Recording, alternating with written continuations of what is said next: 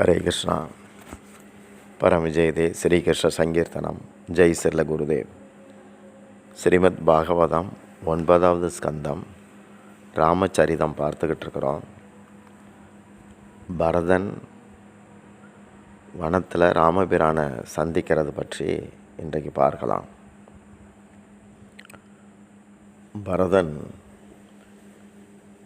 திரிவேணி நதி பிரயாகன்னு சொல்கிறாங்களே, அங்கே வரும்போது அந்த நதியை பார்த்து பிரார்த்திக்கிறார் பரதன். நான் முக்தியை விரும்பலை, அர்த்த காம மோட்ச இதுகளெல்லாம் விருப்பம் கிடையாது, ராம தரிசனமே என்னுடைய விருப்பம் அப்படின்னு சொல்கிறார். பக்தன் சதா முக்தன், அதாவது ஆத்மா எப்போவுமே முக்தன் தான். இது வேதாந்த தகவல். அது எப்போவுமே விடுபட்ட நிலையில் தான் இருக்கும். இன்னும் அது எத்தனை தடவை தான் அதுக்கு விடுபடணும்னு அவசியம் இல்லையே. அப்போது எனக்கு இதிலெலாம் நாட்டம் இல்லை, ராம தரிசனமே போதும் அப்படின்னு சொல்லி பிரார்த்திக்கிறார். பரத்வாஜ முனி பரதனுடைய சேவைக்காக 4 பணிப்பெண்களை நியமித்தார். அவங்க அவனை சாப்பிட வேண்டிய போது குனிந்த பார்வையோட மறுத்துட்டான். ராத்திரி பூராவும் சீதாராம நாம ஜபம் செய்தான். அவனுடைய உயிர் ராமனை காண துடிக்கிறது. நிந்தை நித்திரை இந்த இரண்டையும் வெல்பவன் தான் பக்தி பண்ண லாயக்கு. அங்கே பல முனிவர்கள் தபஸ்விகளாக இருக்கிறாங்க. ஆனாலும் பரதன் அளவுக்கு அவங்கக்கிட்ட தபஸ் இல்லை. காரணம், பரதன்ட்ட பக்தியும் இருக்குது. பக்தியில் ஊறி இருக்கிற மனசு தான் போகத்தை ரோகமாக கருதும். மனம் எப்பவும் ஏமாத்துறதுக்கு காத்திருக்குது. கிருஷ்ணர் கூட அர்ஜுனன்ட்ட உனக்கு பகைவன் வெளியே இல்லை, உனக்கு உள்ளே தான் இருக்கிறான் அப்படின்னு சொல்கிறார். மனசை சொல்கிறார். காமம் ஹித சத்ரு அப்படின்னு சொல்லுவாங்க. அதாவது கூட இருக்கிற எதிரி, கண்டுபிடிக்க முடியாது. இதயத்தில் அமர்ந்திருக்கிற காமத்தை நாமத்தால் துரத்திட்டா பரமாத்மாவை உணர முடியும். பரதன் இப்படி 9 நாள் நடந்து சித்திரக்கூடத்தை அடைகிறான். அன்றைக்கு சீதாவுக்கு பரதன் சந்திக்க வர மாதிரி கனவு வந்தது. கூடவே அயோத்தி மக்கள், அடுத்து அவளுடைய மாமியார்கள், இவங்கெல்லாம் கொஞ்சம் அமங்கல வேஷத்தில் இருக்கிற மாதிரி கனவு வந்தது. இதை பற்றி அவள் ராமன்கிட்ட சொல்லும்போது, இந்த கனவு சரியில்லை, ஏதோ துக்கமான செய்தியை நாம் கேட்க நேரலாம் அப்படின்னு சொல்கிறார். அந்த சமயம் காட்டுவாசிகள் ராமன்கிட்ட ஓடி பரதன் அப்படிங்கிற மன்னன் உங்களை தரிசிக்க வரார், 4 விதமான சேனைகளும் அவரோட வருது இப்படி சொன்னாங்க. உடனே லட்சுமணனுக்கு கோபம் வருது. பரதன் சாதுதான்னா கூட ராஜ்யத்தை கொடுத்தாச்சு, ஆனால் அவனுக்கு ராஜ்யம் கிடச்ச திமிரில் அறிவு கெட்டு போச்சா? செல்வம் கிடச்சா இப்படித்தான் மனிதன் பித்தனாயிடுறான். இப்படி கோபப்பட்டான் லக்ஷ்மணன். ராமன் அதை கண்டிக்கிறார். அப்படி பேசாத, பரதன் இருக்கிறதுலே சிறந்த சகோதரன் அப்படின்னு சொல்கிறார். அடுத்து பொழுது விடியுது.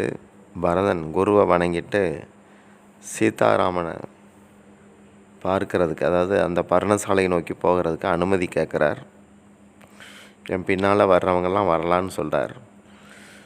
வசிஷ்டர் அதுக்கு அனுமதி கொடுக்குறார். தூரத்தில் ராமனுடைய பர்ணசாலை தெரியுது. ஆனந்தத்தில் பரதன் ராமநாம கீர்த்தனம் பண்ணுறார். ராமநாமம் பாடிக்கிட்டே போகிறார். அங்கே பூமி மேலே ராமனுடைய திருவடி பாத சின்னங்கள் பதிஞ்சிருக்கிறத பார்த்தார். அதில் உடனே உருண்டு புரள்றார். ஆகா, நான் கொடுத்து வச்சவன் ஸ்ரீராமனுடைய பாத சின்னங்களால் மகிமை பெற்ற பூமியை தரிசிக்கிறேன். இந்த சரணதூளியை பிரம்மா முதற்கொண்டு அத்தனை தேவர்களும் எப்போவுமே தேடிக்கிட்டு இருக்கிறாங்க. இது மாதிரி நினச்சிக்கிட்டு பரதன் அந்த தூளியில் உருள்றான். பர்ணசாலையில் மேடான பகுதி, அதில் ஸ்ரீ சீதாராம் இருக்கிறாங்க. பல ரிஷி முனிவர்களும் இருக்கிறாங்க. சத்சங்கம் நடக்குது போல் தெரியுது. லக்ஷ்மணன் பக்கத்தில் பவ்யமாக நின்றுட்டுருக்கிறார். பரதன் சீதாராம் சீதாராம்னு கீர்த்தனம் பண்ணியபடி அங்கே வந்து சேர்றான். பர்ணசாலையை வலம் வந்தான். சீதாராமனை தரிசித்து பேரானந்தம் கொண்டான். ராமன்கிட்ட நேராக செல்ல அவனுக்கு தைரியம் இல்லை, தொண்டை அடைக்குது. ஓ ராமா அண்ணா அப்படின்னு சொல்லி கதறிட்டு ராமனுடைய பாதங்களில் விழுந்தான். லக்ஷ்மணன் அதை ஆச்சரியத்தோடு பார்க்குறான். பரதன் வந்திருக்கிற செய்தி தெரிஞ்சதுமே ராமருக்கு ரொம்ப சந்தோஷமாயிட்டு கீழே விழுந்து கிடக்கிற பரதனை ராமபிரான் எழுந்து அவனை தூக்கி விட்டு ஆலிங்கனம் பண்ணுறார். அப்போ ராமருடைய முதுகில் அந்த வில் அம்புரா துணி இருக்குது. அதை கூட அப்படி அதோடு சேர்த்து அவனை தூக்கி நிறுத்துகிறார். அதை கழட்டி வைக்கலை. சித்திரக்கூடத்தில் பகவான் ராமன் அதாவது சரி ராமனும் பரதனும் சந்தித்த ஆனந்த அனுபவத்தை வர்ணிக்க வார்த்தைகளே கிடையாது. ராமனுடைய பாதங்களில் சாந்தி நிலவுது. பகவான்கிட்ட இருந்து பிரிந்த ஜீவன் எங்கே போனாலும் அந்த ஜீவனுக்கு அமைதி கிடைக்காது. இங்கே இருக்கிற ஜீவர்கள்லாம் உலகத்திலேருந்து வரல, இறைவனுடைய அம்சம். சம்சாரம் அப்படிங்கிற சுகமும் துக்கமும் நிறைஞ்சது. அது ரெண்டும் தரும். மனுஷன் சொர்க்கத்துக்கு போகலாம், பெரிய ஞானி ஆகலாம், ஆனால் பகவானை தரிசிக்காத வரைக்கும் நிம்மதி கிடைக்காது. உலகத்தில் இறைவன் நிம்மதியை வச்சிருக்கல. பகவான் ஸ்ரீ ராமன் காலனுக்கும் காலன். அவரது பாதங்களை அடைகிறவனுக்கு ஜீவன் இறைவனுடைய அம்சம் அப்படிங்கிறது, அதாவது அவருடைய பாதங்களை அடைகிறவனுக்கு இந்த உள்ளே இருக்கிற நான் அப்படிங்கிறது இறைவனுடைய அம்சம் அப்படிங்கிறது புரிய வரும். உலகம் நமக்கு அம்சமே கிடையாது. உலகத்தோடு ஜீவனுக்குள்ள சம்பந்தம் உண்மை கிடையாது. பதி பத்தினி சம்பந்தம் உயர்ந்தது தான் உலகத்தில். ஆனால் அது கூட பிறக்கும் போதும் இல்லை, இறந்த பிறகும் இல்லை. அல்ப காலத்தில் இருந்து முடிஞ்சு போகுது.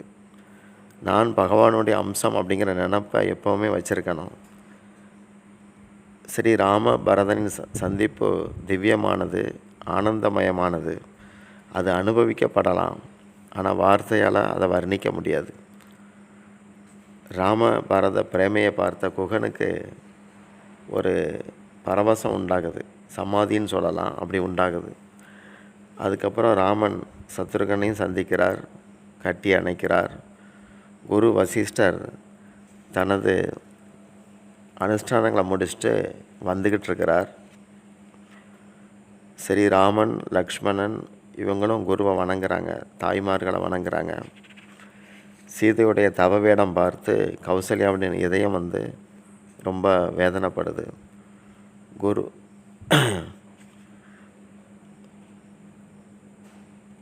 அப்போது குரு தந்தையை பற்றி எடுத்து சொல்கிறார். எங்கள் அப்பா எப்படி இருக்கிறாங்கன்னு ராமன் கேட்கும்போது உன் பிரிவு தாங்காமல் உன்னை நினச்சபடியே அவர் உயிர் பிரிஞ்சு போச்சு அப்படின்னு சொல்கிறார். அப்போ ராமனுடைய கண்கள் குளமாகுது. தசரதனுடைய சத்திய நிஷ்டையும் பிரேம நிஷ்டையும் நிகர் இல்லாதது. தந்தையின் மரண செய்தி கேட்டு லக்ஷ்மணனும் அழுதான். அதுக்கப்புறம் நீராடி சிராத்தம் செய்தபடி பிண்டம் கொடுக்குறாங்க. ராமனின் வனவாசத்தின் அந்த 14 ஆண்டுகள்லேயும் அவர் அன்னத்தையோ உலோக பாத்திரத்தையோ தொடலை. அதனால தான் தந்தைக்கும் அவர் என்ன சாப்பிட்றாரோ அதை பிண்டமாக கொடுக்குறார். சிராத்தத்தில் ஸ்ரத்தை ரொம்ப முக்கியம். பித்ருக்கள் எந்த பிறவி எடுத்திருந்தாலும் அந்த பிறவிக்கு தக்க ஆகாரம் அவங்களுக்கு போய் சேரும். இது எப்படின்னா, இங்கேருந்து ஒருத்தருக்கு நான் 500 மணி ஆர்டர் பண்ணுறேன். அவர் அந்த 500 அந்த மதிப்புக்கு பணம் அவருக்கு கிடைக்கிது. நான் அனுப்பின அதே தாள் அவருக்கு போய் சேராது, ஆனால் அந்த மதிப்புக்கு போய் சேரும். இதே போல் தான் இந்த முன்னோர்களுக்கு செய்கிற இதுகள்லாம் என்ன பிறவி எடுத்தாங்களோ அந்த பிறவிக்கு தக்க அவங்களுக்கு போய் கிடைக்கும். பொதுவாக அன்னம் இருக்க அந்த வாசனையோடு தான் ஜீவன் உடலை விடுது. மரணப்படுக்கையில் கூட குணமான பிறகு மரணப்படுக்கையில் ஒருத்தர் இருக்கிறாருன்னு வச்சுக்கலாம். அவருக்கு குணமாகிற மாதிரி இருந்தால் முதல்ல சாப்பிட்ற ஆசை தான் அவருக்கு வரும். எதையாவது மனசில் எந்த விகாரமும் இல்லாமல் இறை நினைப்போட உடலை விட்டால் அந்த ஜீவனுக்கு சிரார்த்தம் செய்யாட்டி கூட நல்ல கதி கிடைக்கும். இதுதான் கருத்து. விஷய வாசனையோட சரீரத்தை விடும் ஜீவனுக்கு சிராத்தம் மிக அவசியம். புதல்வன் சிராத்தம் செய்வான் அப்படிங்கிற நம்பிக்கை இந்த கலிகாலத்தில் எல்லாருக்கும் குறைஞ்சிக்கிட்டே போகுது. சொத்து வைக்காதவனுக்கு மட்டும் இல்லாமல் குறையாத சொத்தை அனுபவிக்கிறவங்க கூட தந்தைக்கு சிராத்தம் செய்கிறது கிடையாது. ஆனால் கிறிஸ்தரை புரிஞ்சிக்கங்க, ஜீவனை இறைவனோட சேர்க்கறது தான் உண்மையான சிராத்தம். சிராத்தம் செய்கிறதுனால மகனுக்கு தான் லாபம்.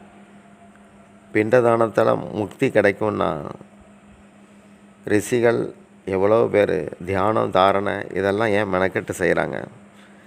ஏன்னா அது பிண்டதானங்கிறது சரீரத்தோட உள்ள ஒரு சடங்கு. அதாவது சரீரத்தை இறைவனுக்கு தர்றது தான் அதோடைய மறைமுக அர்த்தம். ராமனுடைய ஒவ்வொரு லீலையும் மனித சமுதாயத்துக்கு தர்மத்தை கற்பிக்கிறதுக்காக வந்தது. இறுதி மூச்சு ராமநாமத்தோட விட்ட தசரதனுக்கு பிண்டதான அவசியம் இல்லைன்னா கூட உலகத்துக்கு பாடம் காட்டுறார் ராமபிரான். அயோத்தி மக்களை கண்ட உடனே காட்டில் இருந்த மரங்கள் அனைத்தும் கனிகளையும் புஷ்பங்களையும் உற்பத்தி செய்தன. பல ருதுக்களில் தோன்ற வேண்டியது ஒரே சமயத்தில் தோன்ற ஆரம்பித்தது. மக்களும் மகிழ்ச்சியோட திருப்தியோட அந்த கனிகளை எடுத்து சந்தோஷமாக ஏற்றுக்கிட்டாங்க. வனவாசிகள் ராமனை கண்ட பிறகு மனம் திருந்தி பக்தர்கள் ஆகிறாங்க. அவங்க மிருகங்களை வேட்டையாடுறதெல்லாம் நிறுத்திட்டாங்க. வனவாசிகளோட பழகி அயோத்திய மக்களுக்கு காட்டுக்குள்ளே 14 ஆண்டு காலத்தையும் முடிப்போம் அப்படிங்கிற மாதிரி நினப்பு வந்துச்சு. வசிஷ்டர் பரதன்கிட்ட அடுத்து என்ன செய்ய போகிறேன்னு கேட்குறார். பரதன் உங்கள் ஆணைப்படி செய்கிறேன் அப்படிங்கிறார். அப்போ வசிஷ்டர் சொல்கிறார், வசிஷ்டர் ராமனை பார்த்து சொல்கிறார், நீ பரதனுக்கு எது சம்மதமோ அதை செய்ய சொல்லு அப்படிங்கிறார். ராமனும் நான் பரதனுக்கு கட்டுப்பட்டவன், அவன் கூச்சப்படாமல் என்கிட்ட எதையும் சொல்லலாம் அப்படிங்கிறார். அப்போ பரதன் சொல்கிறான், உங்களை சீத்தையோட அயோத்திக்கு கூட்டிகிட்டு போக நான் வந்தேன். இந்த 14 ஆண்டுகள் உங்களுக்கு பதிலாக நான் காட்டில் இருக்கிறேன். நீங்கள் ஆட்சி அரியணையில் அமரணும் அப்படின்னு சொல்கிறான். ஒரு சேவகன், நல்ல சேவகனுடைய நன்மை சுவாமிக்கு செய்கிற சேவையில் தான் இருக்குது. இப்படி அவங்க வேண்டுறான். நீங்கள் இதுக்கு தயங்க வேண்டாம் அப்படின்னு சொல்லி உங்கள் ஆணைப்படி நான் நடப்பேன்னு சொல்கிறான்.